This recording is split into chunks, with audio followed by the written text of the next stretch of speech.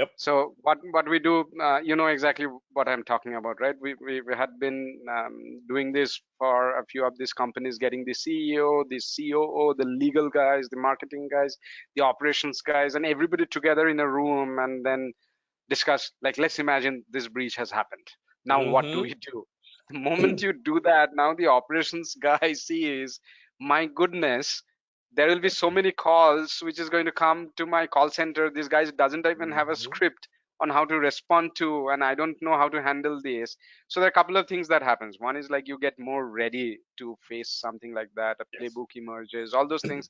But along with that, these guys kind of envisage or visualize or feel the kind of pain they'll go through if a bad security incident happens, and they realize, okay, I mean, it looks, knowing the risks, the threats, etc., etc., or and then protect, but also building a great way to detect, which people are doing right now. I mean, I guess most of the organizations are building this SOC, and then doing the response and recovery. There's a much better awareness today in the kind of Yeah. industry in terms of building the response and recovery. So if people build the right kind of hygiene, as you have mentioned, if organizations get these basics right, like knowing the asset inventory, knowing where the data is, how the data flows, have basic hygiene, and what you mentioned about two-factor authentication, right? That's very, very important. Have the basic kind of security practices in place. I'm not talking about all the techs, etc.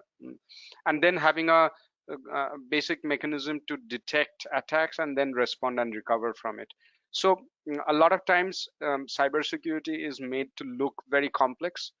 I love NIST CSF very much, Yeah. because NIST CSF for the first time came up and spoke about cybersecurity in a language which business can understand. That you need to identify your assets and threats and risks. You need to protect, and you need to detect attacks, and you need to respond and recover from a breach, right? I mean, it sounds very, very simple.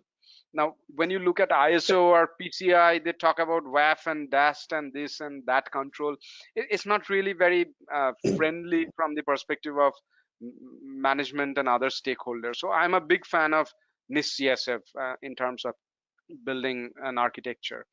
As am I. I actually wrote a white paper years before that came out, talking about defense in depth and a continual process. And I broke it down into four things: prediction, prevention, detection, and response. And it's circular, it continues to feed in. Yes.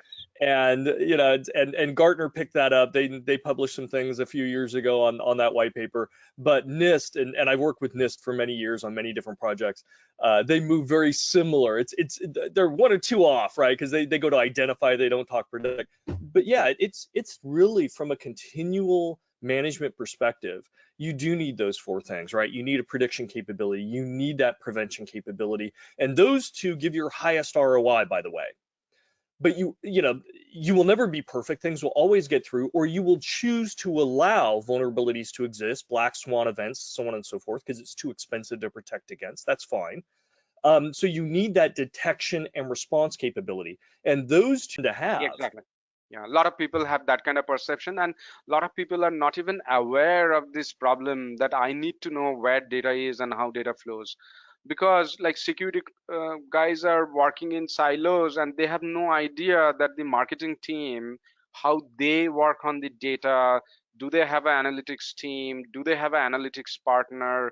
How does the data go to the analytics partner? What is the analytics partner doing, etc.? So I have seen, like, just this inventory problem, the Mhm. data, where does the data reside and how does the data flow, that itself is a major issue. Of course, there is third party, fourth party, all those things are there, Oh huh? yeah. And then and and when it and there's another dimension. It's not Mhm. only where the data is, but if you start looking at it as a life cycle, how does data get created? Yes, Is it created in a secure way? Is it classified and marked so we know how sensitive it is? How does it get distributed?